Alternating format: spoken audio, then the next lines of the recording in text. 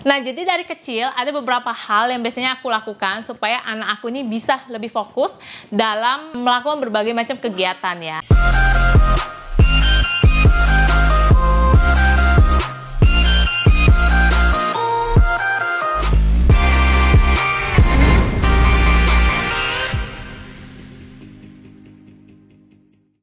Welcome back to Awita Life Channel, dan di video kali ini aku pengen sharing mengenai topik parenting, yaitu karakter anak ya.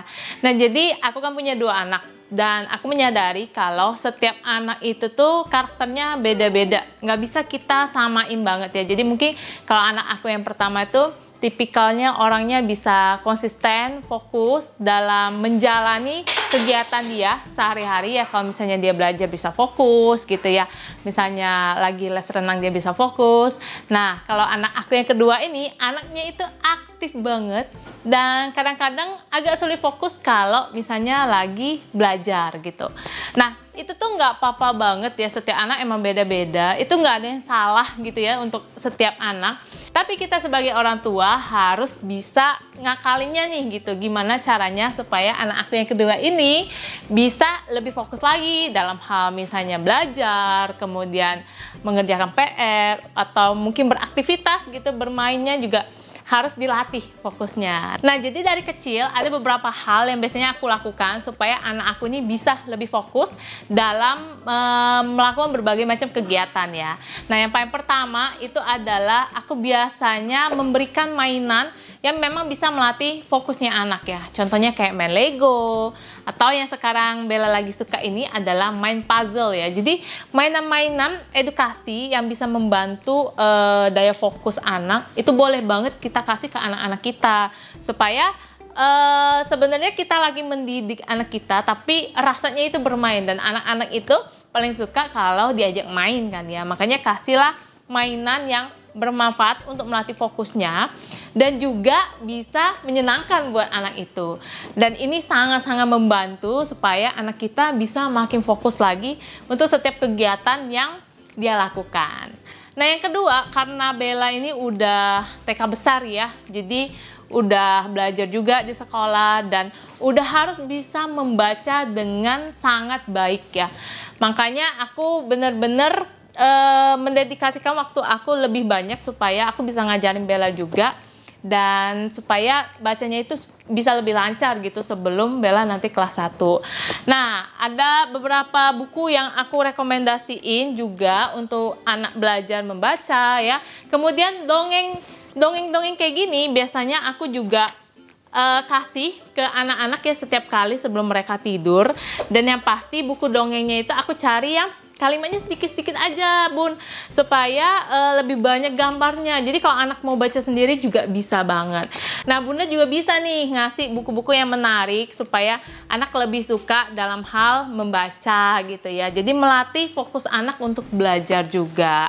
Nah, selain buku-buku yang menarik juga ada hal ketiga yang menurut aku penting banget, yaitu kita harus tetap memberikan nutrisi ya buat anak kita, baik berupa vitamin ataupun suplemen. Dan untuk meningkatkan daya fokus anak atau kecerdasan otak anak, aku tuh dari Bella kecil aku udah kasih dia Generos ini, karena menurut aku ini tuh mau ya, abis ini kita minum ya.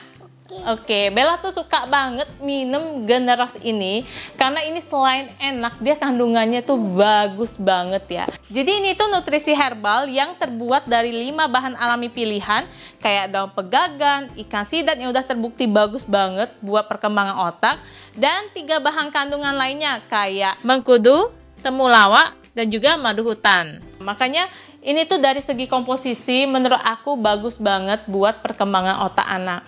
Nah, kalau misalnya anak Bunda yang masih kecil ya, mungkin masih 1-2 tahun tapi mengalami yang namanya kayak speech delay gitu ya, terlambat berbicara, bisa juga nih Bun kasih yang Generos ini, karena dari Bella kecil juga udah aku kasih.